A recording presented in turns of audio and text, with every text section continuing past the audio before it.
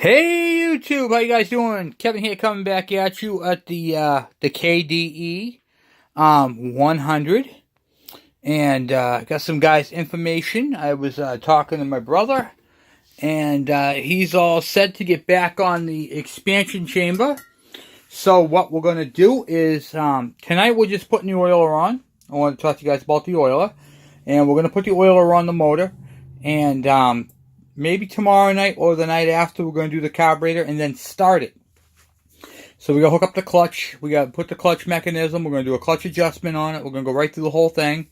So I kind of want to wrap up the KDE 100 bike. So get this thing all done, because this is the dummy bike to finish off this. So this is the bike. If you guys remember, it's been a few weeks, so I'm going to go over it with you. We did the modification on the fuel cap. There's a fuel cap modification, which we took the dog off of it, which was in that hole right there. So now and we sealed the top so there's no more key. And it just fits on the bike and then just locks in until it tightens, and that's all set. There is no keys on this bike at all. We've used a lot of the stuff from the KD. That's why I'm calling this the KDE bike. This is the engine that had the transmission lockup. We went through that whole thing on a transmission series. So where we're at with this bike is we still got to do the rims. I haven't touched this bike since the last video. I haven't done anything to it. So here's where we're at. We got to do the clutch mechanism, hook up the cable, adjust the clutch. We got to put a carburetor on, which I have right here on the shelf. Got that carburetor, it's all clean, just got to put the bowl on it, and then the insert for the insulator, and then that can go on, and then we can run the cables to it. So, that's pretty much it. This has points ignition, we have points, we tested the electrical, so we have all that working, the petcock works, the tank is good, so everything on this bike is RTG, ready to go. We have the exhaust on the bike. We got that all on there, but we're going to take it back off because we're going to do all the work on this bike. And as you can see, the inventory is growing, guys. We have a lot more stuff in here. The shelves are getting full. We have to actually get another shelf for in here. So we have a lot more parts coming. We have a lot more parts in the shed. We have a lot of cool things. We're picking up more bikes at the junkyards, and we got a lot more parts to strip out and get done. So we're going to be doing new stuff come August. You know, we're going to be doing piston kits, carb kits, all that type of stuff. So there will be a website, and when that's all up and going, you'll be able to order your parts right online. So, which is pretty cool. So these bikes have taken off and they're making a comeback, and I'm proud to be part of that. And I'm proud to be helping you guys with your bike building projects. So, and offering services. We're going to be doing a shock exchange program. There's a bunch of shocks right there that are going to be rebuilt. We're going to be doing that. We're going to be selling Kawasaki parts primarily, but we're going to have a page on the website where you can buy other stuff like some Suzuki parts. You know, that are, I'm trying to keep in the same family. So if I sell a Suzuki part, it's going to be a part that may work on your bike, but there will be a cross-reference. I'm going to be doing a cross-reference for you guys, just because some of the stuff is hard to find. I get a lot of questions on CDI ignitions. Where can I find them? And I'm trying to find a place that does them. I know a lot of the parts are made by Nippon Denso, and I'm going to see what I can do to get some information on all that. But the stuff is very difficult to find. I did my headlight modification for my bike, the 12-volt one right there. So coming up, first things first, we got to do these videos in order and aside of what else I'm doing. So the goal is to finish up this bike. We're going to build this right here, the rest of this, and then we have to get back on the KE102 build. So we got the bike, the frame right here. We're going to build this bike. Looks beautiful, huh, guys? Look at that. Nice Kawasaki green. And then, after that's completely done, which is going to be soon, Probably within the next 2 weeks, we're going to have this frame completely done. It's going to be done. The frame is going to be ready to go, so we have to start building it.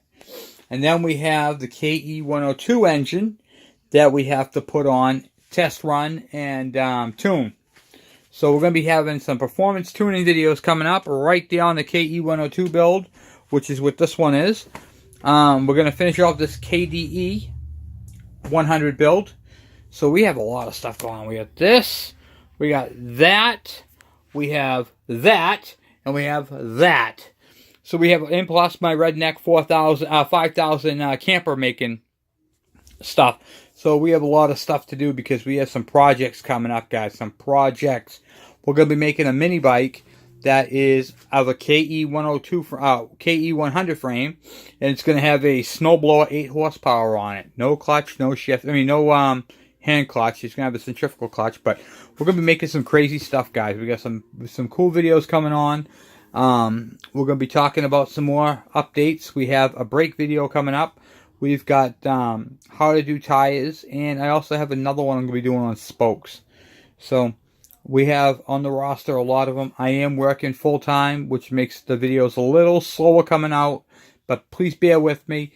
And I'm asking everybody to do me a favor, share my page, and I'm asking everybody to ask a friend to check me out, check out my page, and subscribe if possible. Because everything I do, all my builds are coming out of my pocket. And I don't start getting videos, I don't start getting paid for the content I put out there until I hit 1,000 subscribers. And I'm at 541 as of right now. So every subscription is very important to me right now. Because like I said, I'm doing this all out of my pocket, and this is all free information that I'm putting out there for you guys to help you guys fix your bike. So if you guys could please do me a favor and share my page as much as you can. Ask a friend, hey, can you subscribe to this guy? Check him out. I do all kinds of videos, and I'll be doing a whole bunch more. I'm not stopping because of YouTube. I'm going to keep them rolling, keep them coming, keep them doing them, you know. So anyway, let's get right onto this right here. Today we're going to do the oiler. We're going to put the oiler on it, and it's a real simple 2-screw thing. And I want to teach you guys a little trick about the oilers, where they leak, and important information. So let me get you guys mounted on the stand, and then we'll get crack. Oh, that was my knee. Hear that? Get crack? Alright, so let's get you guys on the stand here. Okay, you guys are mounted, and mounted and adjusted. Look at that, guys. Alright, so here's an oiler right here from a KDE100, and you'll notice how they have the two, banjo fittings. Now, a lot of these bikes, the newer ones, don't have the two nuts. They have a press fit on one side and a nut on the other. Does that make it better than this one? No, it was just a cheaper way to produce it. That's all. So they got rid of one banjo, they press fitted it, and then they did the other one as a regular banjo. That's just how they did it. So, couple things. One thing, if you're reusing a gasket, that's fine. Just clean it up and inspect it. And make sure your gasket surface is clean on the back side. Okay? Now, there's 2 screws. There is a short one and a longer one. Okay? They're pretty self-explanatory. If you hold the thing like this, you will see how there's a short hole right here, and then on this side's a longer bank. Pretty self-explanatory. So what I'm going to do is I'm going to crack loose the banjo fitting if I can. Yep. Okay. Get that loose. There we go. Alright, to move that out of my way and leave it loose until you put it to where it's going to go. Then all I do is take this right here. This turns. This is your pump right here. Line it up with the mark on this one. I actually crank the engine over until it lines up straight. That way I can just put it on straight across like that as well.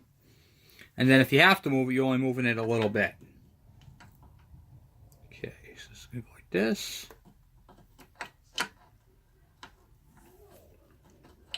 Should fit in there fairly easy. And as you can see, I got this upside down. it upside down? Is that right side up? Nope, it was right. Goes like this. Something's going on with this pump. Or is it just me being crazy? It's me being crazy. Okay, so there we go. Now she fits in. Basically, you just gotta twist until it goes in, but that's how it sits. Okay, make sure you have your copper washers on there. There's little copper washers. Make sure you use those. That prevents any oil coming through the screw hole. And another tip I find is don't tighten them down until you get both screws in there. Because for sometimes it doesn't line up properly and then it just be a mess. So use a nice good quality screwdriver, don't use a cheapie. Use one that's got a good tip on it. Okay. And that is it for that. Then I don't have the grommet or the clamp yet. I have them. I just got to find out where I do. And I got the grommet for up top, so we're going to put that one on. You should always use your grommets. Never forget your grommets. Okay, that fits in there. This grommet is very important because, see right here where the gasket goes? This grommet blocks off this part right here, the airbox, from the external. There's no gasket on this backside. This is opened up. So if you don't use that gasket, that grommet, dirt and debris and water can get in there. Very important. Always use your grommets. Okay? Very, very important. I can't tell you that enough. Make sure you use your grommets. Now, we're going to go over and see if I can expand you up here. Okay. This banjo fitting right here. That has a banjo fitting. This is called a banjo fitting. Okay, it's just got a little tube in it. Make sure it's cleared. Blow it out. There's a gasket on this side right here. And then it takes a gasket on the back side. So I'll pull it back. Set it in through like this. Gasket on the back side like so. And then screw it onto the thing. Now listen to me.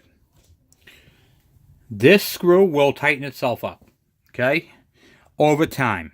It'll stick in there. You don't need no thread locker and you don't need a ratchet. Use a screwdriver or a nut driver with an 8mm on it to tighten it down by hand. They strip out easy. Put your finger on top to... Let me see if I can get you guys a little better picture here. Here we go. Put your finger on the top to hold it down. And crank it on. That's it. That's all the tightness you need. Don't use a ratchet because you could break that off inside the block. If you do, and then you decide to use premix, you have to plug that hole because that hole will suck air. If it sucks air, then guess what? You're going to have yourself a really bad day because you're going to blow your motor up. Okay, next step. Now, I'm going to get a wire clamp like on this one, but I don't have one handy, which I'm okay with. Okay, I got to tighten up this banjo fitting right here because I already loosened it up. So, same thing. Holding it with my hand. Now I can crank it down by hand. Okay, now that's tight. Okay, so now the next thing I have to do is I have to cut. See how this is flared out at the end? That's going to leak. Okay, whenever you have something like that, you got to cut them back. Alright? Cutting them back is very important because you don't want to cause a leak. So I'm just using a pair of wire cutters and putting it on here like this. Guess where it starts to flare out? Cut it nice and straight across. Now, I want to show you guys a little trick. I cut it just as it started to flare. The reason for that is because now I can push it on a lot easier. Okay, it's going to give me a nice tight fit. I'm not going to push that on there yet because I don't have another... oh, actually, do I? Yes, I do. Ha ha ha. I got one right here. Hold on a second. I do have a clamp. Good. Okay. But I'm still not going to put it on because I don't have the grommet. You definitely want to make sure you have that grommet. Because if you don't have that grommet, dirt and debris can get inside there, and then that'll be bad. So I don't have one handy. I do have one. I just don't have it handy. I have to look for it. But that'll take care of that. That'll fit on there nice and tight. And you want to make sure that this banjo is also tight, straight up and down. And then that's it. Then the cable comes through your second part of the grommet. Now the cables are right here. Okay. These are going to feed through. We can put the cable through. Cable's going to go through here like so. Okay. Remember, used cables can be a pain in the neck. This matters really about patience, really. You know what I mean? So let's see here. Okay, no. There we go. Like that. See if we can get that through.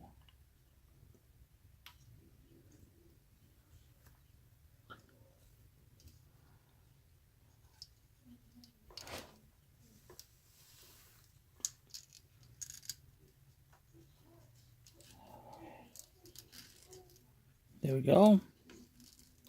Once you get through, it's easy after that. All right. Pull it through the grommet. Make sure that this piece right here, this sleeve, goes inside here, like that. So it'll be proper adjustment. Pull it around. Make sure it fits in underneath.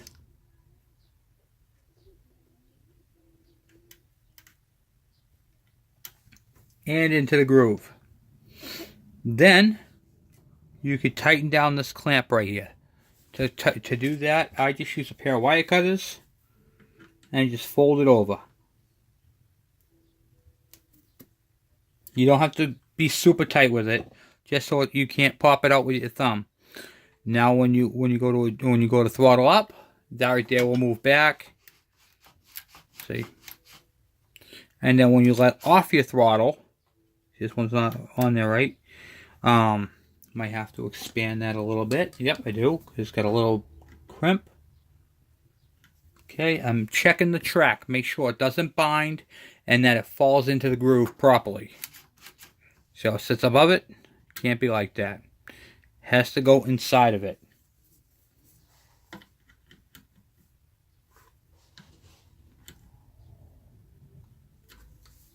If it doesn't go inside, we gotta find out why. See that?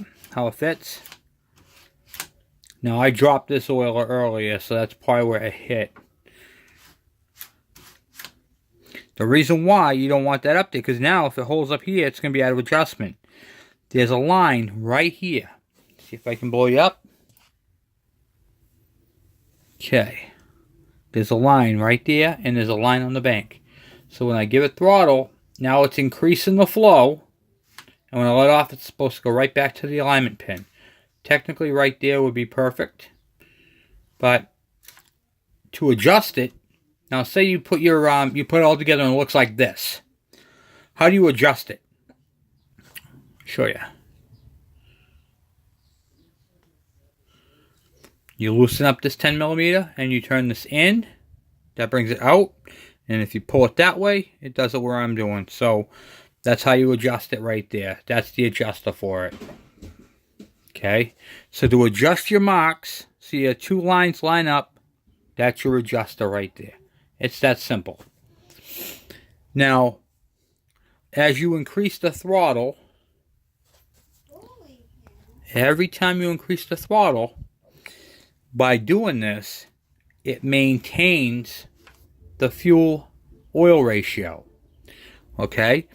And that, my friends, is extremely important on these things. To make sure you get the proper one. Now, an oiler that is over oiling, I did a video on it and showed you what my yellow bike did.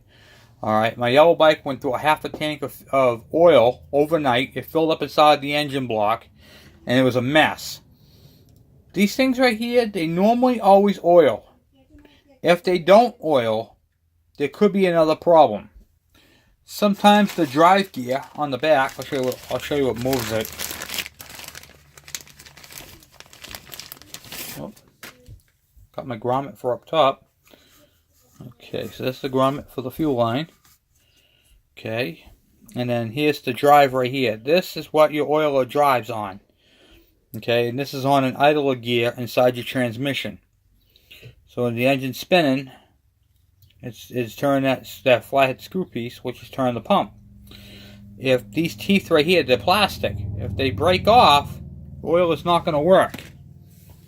So you got to keep that in mind. So that is how you set up an oiler. This one right here, it seems to be in good shape. The line is almost lined up, but I'm not going to change that yet. I'm going to tell you why I'm not going to adjust that today. Because we still haven't put the carburetor on. Once the carburetor is on, at that point, then I'll adjust it. Because any movement on that cable can alter the adjuster. I could put that on there and be perfectly adjusted. Now remember, if you have these blue, if your NGK plug says R on it, throw it away. This ain't the right plug. This is a test plug I use for checking for spark. But throw it in the trash. It's a junk plug. Those resistor plugs on two, they're great on 4 strokes. On 2 strokes, they're junk. All right. The other thing is to check the oil on the motor. Your drain is underneath. You pop this off right here. This bolt right here. This nut. Or not nut, but screw. That right there is your oil level. You fill it up top, right here, with 10W30 until it comes out this hole. When it comes out this hole, you are full. Put the plug in, put your cap on. Alright, well that sums up for tonight, guys. I'm glad that I had a lot of stuff here to do that with. So we got the oiler on. Tomorrow night we'll throw the carburetor on and adjust it all up. Then we have the clutch. It's right down here. The clutch cable has to be hooked up, put on. It's supposed to be a spring, all that type of jazz. So we'll get that hooked up. Get that on there from the KDE. So we'll get that clutch cable, clutch adjusted. We got to wind that in. Put the adjuster on. I'm going to clean that up a little bit. See if I can, do I have a rag handy right now? I'll do it right now. Clean it up anyway. See if it's, you don't want any of this dirt and stuff inside there, you know. And you also want to make sure you can see your mark up top. Because we're going to have to do a detailing on this bike. I can't wait to ride this bike. Okay, here we go. There we go. There's a clutch adjustment right in the middle there. Good, can move it. And while the carburetor is off, might as well just take a moment and clean up inside there. Because it's kind of grungy.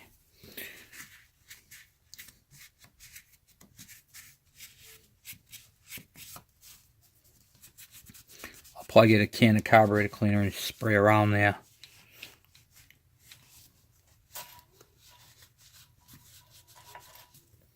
Yeah, these 2 strokes with the rotary valve are pretty cool.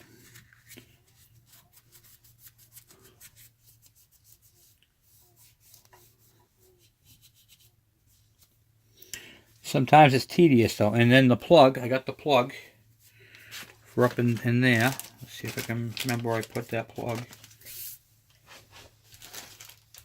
Oh yeah, I got the cover for that. I got the screws for the side covers. Got the side cover. That's in where the battery went. Trying to remember where we left off on a lot of this. Yeah, we got the petcock done. That's all set. We got the carburetor. So this bike is basically ready to go. We got the kick starter up over there. So got a lot of stuff on this thing. We gotta take off that bad transmissions because we fixed that. Let's see here.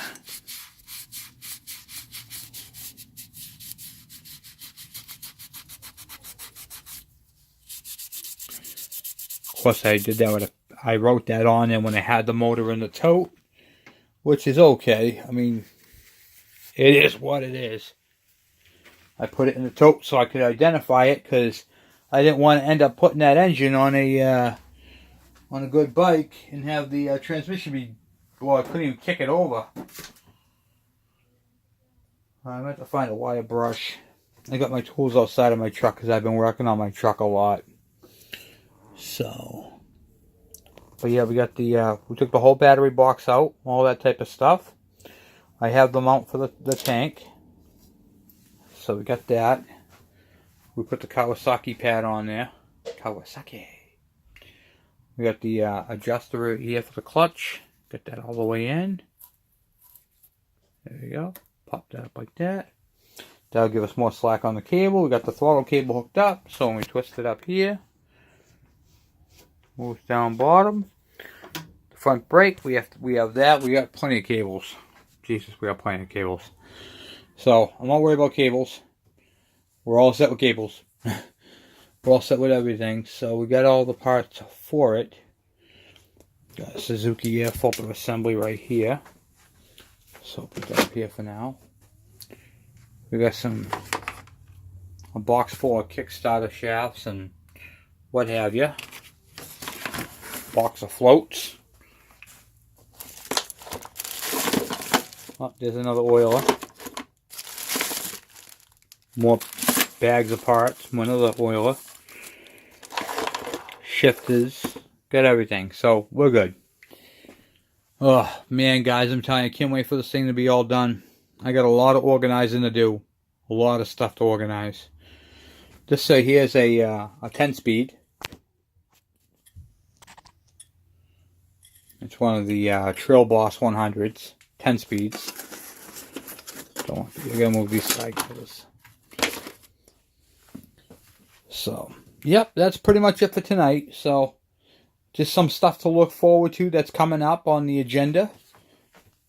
Going to finish this off. Going to put the carburetor on it and the clutch adjustment. Get that clutch adjusted. Get the covers on it. And then we're going to take the exhaust off. Get this bike on the trailer. Get over to my brother's house. We're going to finish off welding up the pipe. All we got to make on the pipe now is the tail part. And then we're going to take that, mount it. We're going to clean it. Sandblast the whole thing. Because this is chrome here, and then it goes into the black pipe. So we're going to you can see where we welded it up. We're going to clean up all the welds. Clean it up, sand it up, and then get it into some engine enamel paint. So it'll look black like the Suzuki pipe. And then get that on the bike and try it out. See if we can get some power. And then we already got the big jet in the KDE100 build. So we're going to check that. I'm going to show you guys how I check for temperature and make sure it's not overheating. One of my famous tools that I like to use is my what do you call it there? Ryobi temp gauge. I'll show you how to do that. How to check for temperature.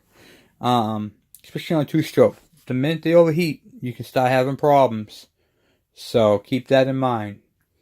But yep, we'll be back on these builds tomorrow night. Carburetor, maybe adjuster. If I feel, I see how I'm doing tomorrow because I'm going to be working a late day. And then we're going to unravel this thing right here. Oh yeah, look at this, guys. Look at that. Oh, it's beautiful. I can't wait to get back on this build. Can't wait. We got to clear coat it. We're going to do one more coat of green. Then we're going to clear coat the whole entire thing.